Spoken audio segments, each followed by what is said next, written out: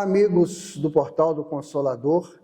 Nós estamos recebendo hoje aqui em nossos estúdios o nosso confrade Rony Ricardo Osório Maia. O Rony é da cidade de Volta Redonda, no estado do Rio de Janeiro. Ele é escritor, palestrante, nasceu numa família espírita e ele tem uma história muito boa para nos contar. Então, Rony, seja bem-vindo ao Portal do Consolador. Muito obrigado, Guaraci, a todos que estarão nos acompanhando através do Portal do Consolador, com as nossas histórias, com as nossas informações, principalmente em função do Espiritismo. Então, Rony, veja você, nós estamos no trabalho de divulgação da doutrina espírita. Com certeza é um trabalho de grande mérito para quem faz e para quem ouve, mas existem as dificuldades, como você sabe. O que você diria com relação às dificuldades que normalmente você encontra aí nas suas tarefas? Perfeitamente. São várias e elas acontecem e são rotineiras. De uma maneira geral, é a persistência. É o esforço, porque nós, como médiuns, temos que ter uma certeza. Do lado de lá, há um grupo nos aguardando para trabalhar, porque eles precisam de nós, os encarnados. E as dificuldades vão vir, como, por exemplo, um trânsito, vamos sair mais cedo. Ou uma chuva, vamos enfrentar a chuva. Ou acaba a luz, vamos fazer na escuridão, o trabalho não pode parar. O trabalho é programado, ele tem seus horários, principalmente nas casas espíritas. Tem o início, o meio e o fim, a duração dos trabalhos. Então, de uma maneira geral, o que eu diria é a perseverança. É a palavra para todos nós. Pois é, o André Luiz, no livro Desobsessão, ele dá bastante informações a respeito dessa perseverança, né? Quando ele fala de pontualidade, assiduidade e, inclusive, esses problemas que acontecem, às vezes, na saída do médium para os trabalhos, não é isso? Bom, pontualidade e assiduidade, qual a sua referência para dizer para nós? Principalmente a pontualidade, porque é um horário programado para. Os espíritos estão apostos para o trabalho, como a casa estabelece lá, por exemplo, às 19 horas, às 18 horas, é o início. Então, a pontualidade, chegue mais cedo, até mesmo para se harmonizar com o ambiente da casa, o trabalho. Então, eu destaco bem a pontualidade. A assiduidade vai muito porque nós somos seres encarnados. Nós temos as nossas dificuldades.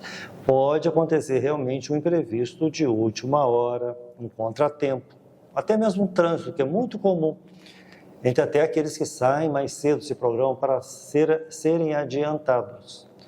Mas eu quero frisar mais a palavra, a pontualidade. Pontualidade. Centro Espírita Estudantes da Verdade. Associação Espírita Estudantes da Verdade. Isso, esse é o local que o nosso irmão trabalha lá e atua lá em Volta Redonda. Fala um pouquinho do centro para nós, do Grupo Espírita. Onde eu tenho um grande carinho, estou lá há mais de 30 anos, na Associação Espírita Estudantes da Verdade, cujo mentor é Francisco de Paula Vitor, que andou aqui pela nossa região das Minas Gerais, não só quando esteve encarnado, como em espírito atuou muito nos centros daqui, como atua em vários pontos e outros tantos, não estou dizendo só daqui. E é uma casa que foi fundada em 1945, em 2025 completará 80 anos de atividades doutrinárias, com as palestras rotineiras, o trabalho com a infância, com a mocidade, os estudos das obras espíritas e, principalmente, as portas abertas aos carentes e aos necessitados da instrução e da consolação. Então, dentro das suas atividades no Centro Espírita, no movimento espírita, é com certeza que a gente sempre tem uma preferência por um trabalho, por uma participação. Então, você tem essa preferência ou você é aberto a todos os trabalhos e tudo faz bem? Todos fazem muito bem. Eu estive lá na Casa do Sou Filiado, atuei junto ao estudo sistematizado, como monitor de grupo. Dei uma pequena ajuda no grupo da mocidade, são muitos anos, mas até por inspiração do mentor e pela ajuda que eu venho recebendo para o trabalho, que eu ficasse mesmo na divulgação, na exposição doutrinária. E foi aí que eu me firmei e me especializei mais nessas andanças. São mais de 30 anos em viagens. E agradeço aos convites que são feitos. Não é a preferência, mas tornou-se a necessidade de Rony a palestra, a divulgação, que o primeiro necessitado sou eu. Primeiro a ouvir o recado, ou a mensagem, ou a informação que será levada. Mas, de uma maneira geral, a palestra é o que ficou para o meu coração. Sim, e você observa que a codificação ela tem vários setores de estudos, né? Nós temos a ciência, nós temos a filosofia, e temos a temática religiosa também, teológica. Em qual delas você se encaixa mais? Desde que eu me tornei praticamente o seguidor da doutrina, o que toca profundamente a necessidade, mais uma vez eu repito, a parte doutrinária, a parte que traz os ensinamentos do Cristo. Porque quando nas primeiras idas a uma casa espírita, é muito interessante porque ouvir de Jesus em uma casa espírita que nós, às vezes na sociedade, há rótulos, há implicâncias com o espiritismo, e quando se entra numa casa espírita, ouve-se sobre Jesus, é algo para não esquecer. É algo que toca o coração. Então, lá em Volta Redonda, tem a CSN, né? Você foi funcionário dela, a gente estava conversando aqui antes, e teve também um grande nome do espiritismo lá em Volta Redonda, que também era da CSN. E eu, Hermínio Miranda. Sim. Qual é a sua visão de Hermínio Miranda? Nossa, é aquele que eu conheci pessoalmente por estar em Volta Redonda. Tem um livro autografado, os livros dele que eu li, e já faço a propaganda, Nossos Filhos São Espíritos. E essa família Miranda, que eu conheço, também os parentes de Hermínio, mas é aquele autor que a gente tem como referência, até mesmo para as pesquisas das palestras, o que Hermínio disse sobre isso, assuntos hoje que se debate tanto, ele foi um precursor no assunto autismo, o livro Autismo. Então é aquele que a gente tem realmente como uma preferência, uma predileção para ler, para rever o que ele disse, o que ele apontou, o que ele colocou. É uma referência. Você me falou do livro Alquimia da Mente. Eu tenho uma história muito bonita com esse livro, sabe? Eu estava em São José dos Campos fazendo algumas exposições e me presentearam com esse livro, Alquimia da Mente. E esse livro me respondeu muitas coisas que eu tinha, sabe? E você também parece que gosta muito do livro, né, Rony? Muito. O Hermínio, como dito por mim, coloca aqueles assuntos e ele aprofunda, mas ele vai nos levando a essa reflexão e sempre à luz do Espiritismo, isso que é muito importante. Sim. Rony, nós temos hoje na nossa sociedade muitas pessoas doentes, necessitadas, não só do alimento material, né, mas principalmente do alimento espiritual. E nós sabemos que a casa espírita é aquela que tem todos esses recursos para oferecer. O que você diria para aquele nosso irmão, nossa irmã, que nesse momento está precisando de uma palavra de conforto, de alento? A Casa Espírita, com seu trabalho de acolhimento fraterno ou atendimento fraterno, tem feito seu papel de consolador. Recebe os aflitos, necessitados, e são as inúmeras histórias que eu ouvi ou presenciei nesses anos todos, daquele que passava pela calçada e não sabe como adentrou um centro espírita, e sentou e a palestra foi direcionada ao seu anseio, à sua preocupação, quando não perturbação. Há também outras histórias interessantíssimas, por isso eu faço o convite, que as portas são abertas a todos, e aí nesse aspecto, independente do credo religioso, do posicionamento que a pessoa tenha de vida, a Casa Espírita faz o seu papel de acolhimento, de orientação e de resposta ao que nós necessitamos. Então, a esses necessitados, se quiserem frequentar uma casa, tem as suas programações, é só se informar o dia da programação ou da parte que é aberta ao público. E se quiser, se for de sua escolha, buscar. Porque é o papel do Espiritismo consolar, principalmente. Jesus assim havia dito, prometido, e o Espiritismo cumpre este seu papel de consolador prometido. Vamos imaginar que eu seja uma dessas pessoas. Sim. Estou passando em frente à casa espírita e vejo lá, Centro Espírita ou Associação Espírita, Estudantes da Verdade, né? E aí eu fico com medo do demônio, do capeta, do diabo que está lá dentro. Como é que eu faço? Tem muita história semelhante à sua, você acabou de falar, conheço muitos. É um querido que hoje se encontra na pátria espiritual, ele tinha esse preconceito porque a esposa dele era médium, trabalhadora da casa. E ele repugnava o espiritismo. Ele ficava debaixo da chuva aguardando a esposa, mas ele não adentrava. Ele não entrava de jeito nenhum, eu não entro nesse lugar que tem parte com um demônio. Um dia o presidente resolveu cuidar, o senhor não quer entrar, o senhor está aí fora esperando tanto tempo no tempo, vamos entrar. Então ele viu um acolhimento, ele viu uma forma diferenciada, ele entrou. Ao entrar ele viu que tinha a escada, falou, não vou ficar aqui embaixo na espera, eu vou subir. Ele subiu e sentou. Ao sentar ele começou a se tocar, porque falavam na palestra algo que mexeu com o seu sentimento. Vamos adiantar a história e vamos resumir. Ele se tornou um presidente de uma casa espírita, trabalhou pela doutrina e terminou a sua existência como espírita. Essa é uma das histórias. Como o senhor havia colocado, se o senhor pensasse, rotulasse, tivesse essa forma, que é comum de todos nós, vamos nos isentar de imaginar que seja uma outra coisa. Mas vai lá, veja. Antes de analisar sobre uma outra ótica, verifique então do que se trata. O que é? É um estudo, é uma reflexão e é uma maneira de doar ao semelhante um item imprescindível a toda a nossa humanidade terrena, chamado fraternidade, que ajuda a todos. Mas tem um problema, porque os espíritos conversam com os mortos. E aí o nosso querido Moisés, né, que a gente preserva a imagem, a presença dele aqui no mundo, proibiu. Sim. E aí como é que fica o espiritismo fazendo uma coisa que a Bíblia condena? Com a proibição secular, quando um povo desregrado precisava de um legislador social que impôs uma regra para acalmar o quê? Os curiosos, incomodando as entidades através dos médios com assuntos banais. E Moisés, vendo aquilo tudo naquele tempo, há séculos, resolveu não é bem assim. Como deve ser? Por necessidade. Eles vêm, eles atuam.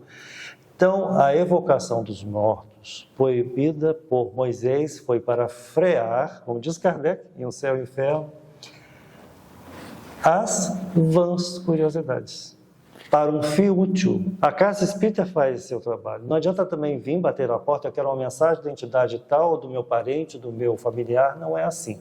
Vem espontaneamente, por necessidade, para alguma razão. Nunca por banalidade ou outras questões que não são de um cunho exatamente voltado para a pessoa, seja com a proposta de consolo. As cartas de Chico Xavier, as mães que iam a Uberaba, em quantas? Em caravanas, em ônibus, em quantidade, mães principalmente. Vinha a carta direcionada àquela mãe mais necessitada de ouvir o recado do filho no além-túmulo. E muitas voltavam sem respostas. Curiosas ou não, mas foram lá, até mesmo pela harmonia e sintonia da casa, acredito que se acalmavam também. Mas muitas mães obtiveram suas respostas. Então deve ser trabalhado nesse sentido, de respeitar. Moisés, como legislador, impôs e freou. Isso veio e o Espiritismo mostrou, não, há uma outra proposta. Os homens que já habitaram, agora espíritos, podem nortear. E os que evoluíram, estão em condições melhores, podem dar respostas. Os que estão em condições medianas também podem se comunicar com a família, auxiliados pelos mentores que coordenam os trabalhos. E os até que estão em processo de perturbação ou sofrimento, dão as suas mensagens nas reuniões mediúnicas quando acudidos pelos mentores das casas, através dos médiuns, para doutriná-los, acalmá-los e ajudá-los a redirecioná-los. Por quê? Por causa da impressão ainda terra a terra. Então, uma vez ainda impressionados, eles precisam até do trabalho dos médiuns na terra, como no nosso caso, para serem acudidos e libertados. Então, com relação à proibição, foi necessário, há um tempo, que hoje a visão nos mostrou que há um fim útil para nós, essa comunicabilidade dos espíritos. Então, nós estudando aqui o Doutrina Espírita e vemos muitos companheiros e companheiras aí que fazem perguntas assim, mas o sujeito não morreu?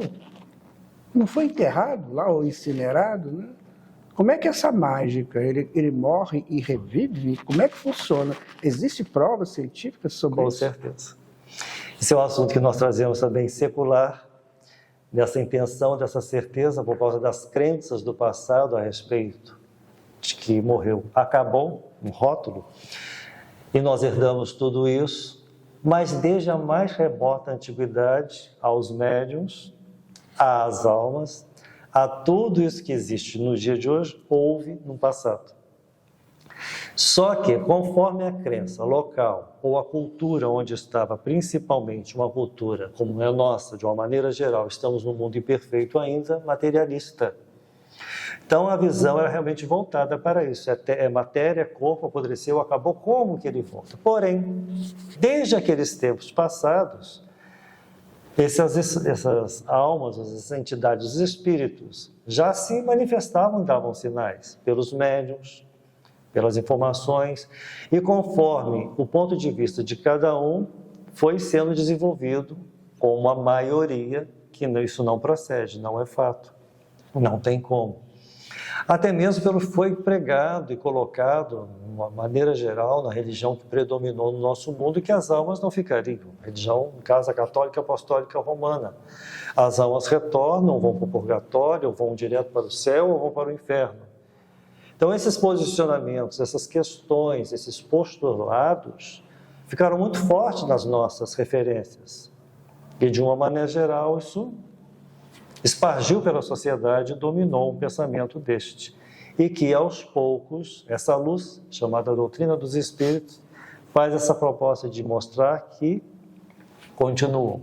São os próprios homens que já estiveram no passado e que retornaram por oportunidade para nos ajudar.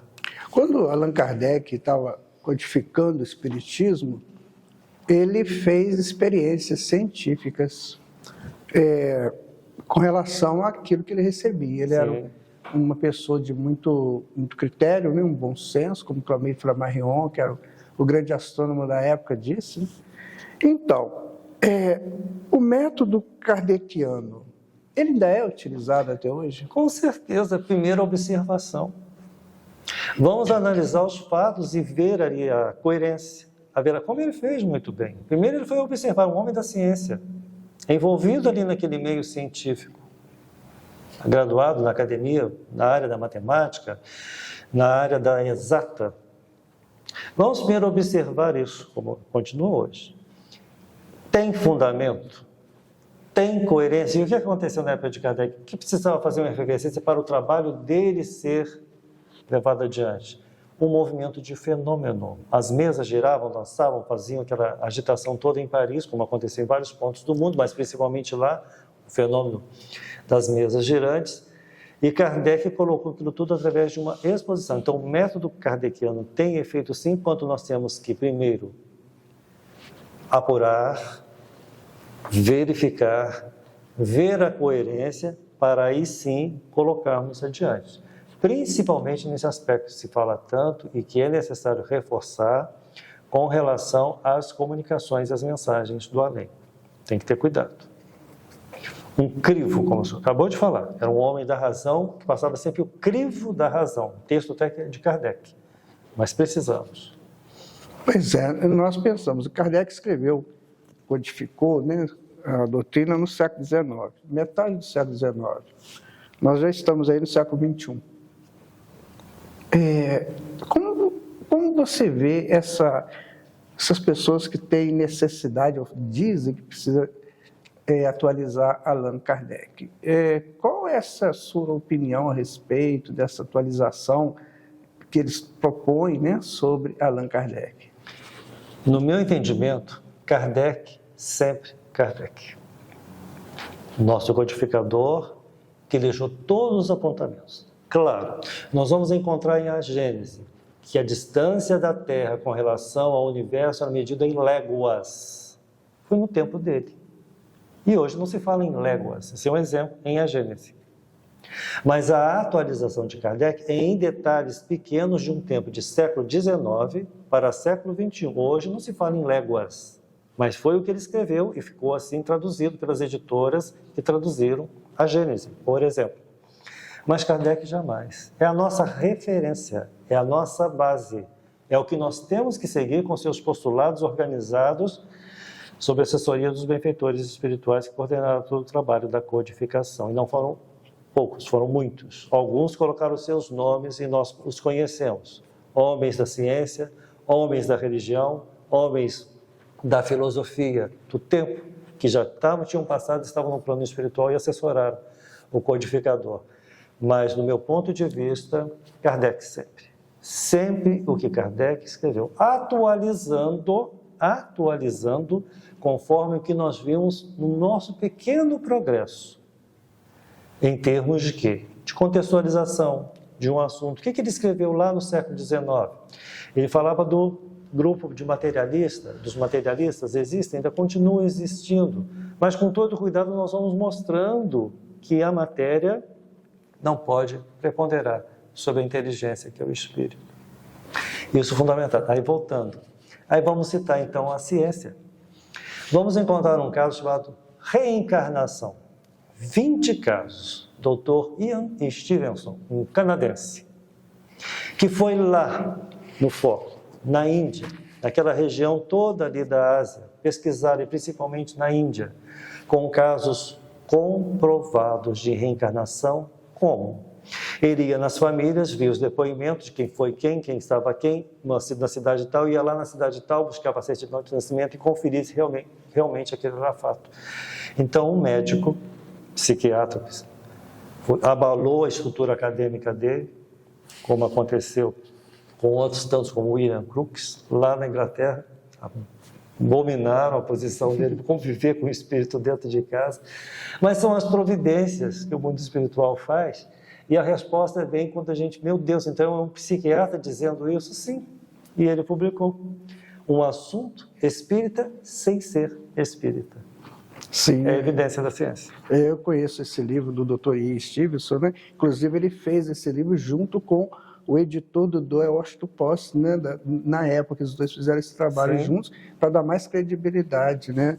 a essa função. Então, aí, você citou o William Crookes. E nós também temos Charles Richer. Ah, sim. Temos Aksakov, né? Temos o próprio Camille Flammarion, Sim. o César Lombroso, né? Victor Hugo, é uma galera, é uma turma. E uma turma do seu tempo lá, você falou que Aksakov fazia lá naquela Rússia imperialista, e ele com o movimento todo lá, trabalhando em São Petersburgo, as materializações que acontecia muito naquela época, e trabalhando a mediunidade, desenvolvendo-a com auxílio de médios que o acompanhavam, mas trazendo a resposta do mundo espiritual. E no mundo, e no meio onde poderia ter tantos impedimentos. Para nós observarmos um detalhe, essa luz que está à nossa volta, como diz na conclusão 9 de O Livro dos Espíritos, nuvem alguma obscurará a luz verdadeiramente pura. Então não adianta ter esses receios, todas essas dificuldades, porque vem no tempo certo, no tempo programado, e esses seres todos, esse elenco que você falou, tão interessante, estiveram entre nós e outros tantos estão vindo para dar a comprovação de que isso não é estanque, isso é crescente. Até mais ou menos a década de 80 do século XIX, por aí, o que governava o mundo da física era a física clássica do Newton, né? Que é uma física que trabalhava e que trabalha os aspectos aqui do mundo físico, gravidade, eletromagnetismo. E aí aconteceu outra turma, né?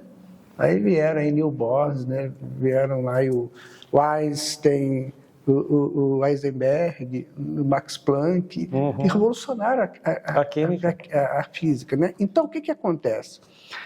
Eu estava pensando uma coisa, vê se você concorda.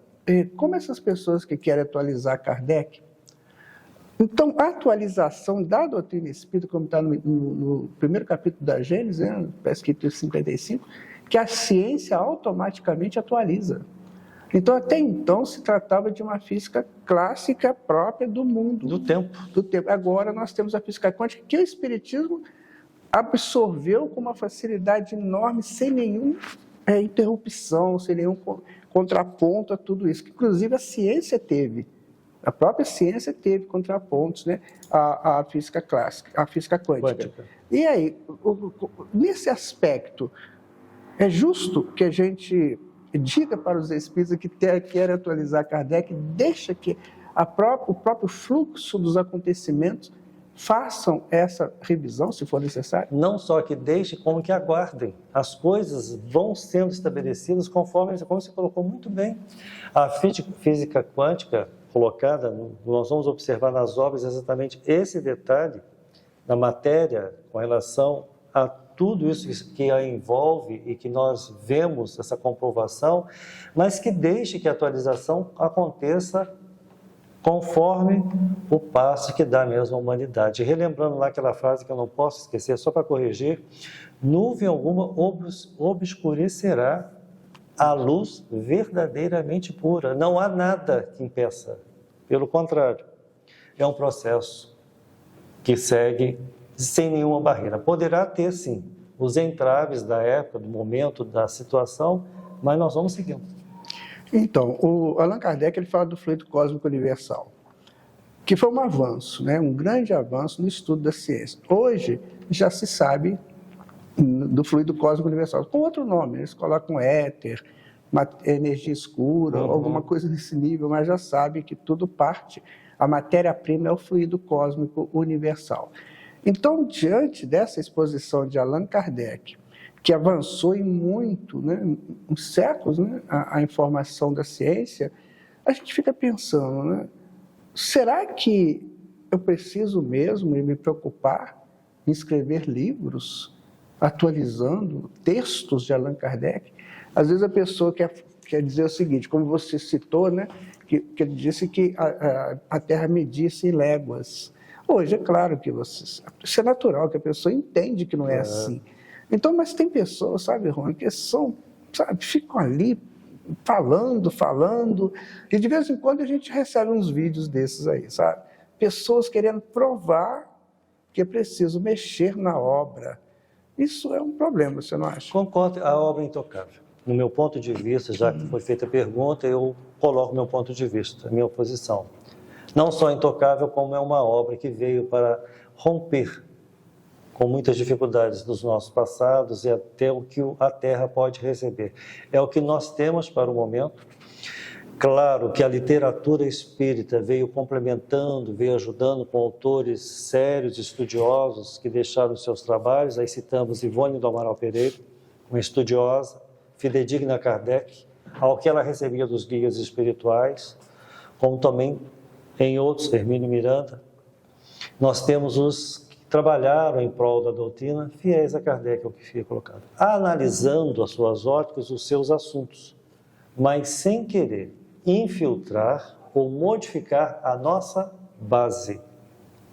Kardec é a nossa base, no meu ponto de vista. Eu tenho algumas pessoas também que às vezes refutam Emmanuel. Já ouvi também, inclusive já assisti algumas palestras, né, de pessoas assim. É preciso compreender, né, que se eu estou refutando o Emmanuel, eu estou duvidando da obra do Chico Xavier. Grandiosa. E se eu duvido de uma obra, eu tenho que duvidar de tudo. Essas pessoas não estão assim, querendo avançar, entrar num campo muito perigoso, até para elas mesmas, né? É a análise que nós temos que fazer o seguinte, foi o que ele nos apresentou, sobre uma ótica de um ser que, por reencarnações anteriores, esteve na religião. Então é natural que esse espírito ainda mesmo superior, em condições de nos trazer mensagens com a sua sapiência, mas o que ele traz, vamos buscar o contexto, ou a mensagem, que é consolar, que é nos esclarecer. E repito o que eu havia falado inicialmente, sempre nos reportando a Jesus, como ele, Emmanuel, tem essa necessidade, mesmo um pouco mais evoluído que nós. Guiava Chico Xavier, deixou as obras, os livros. Então vamos trabalhar neste sentido.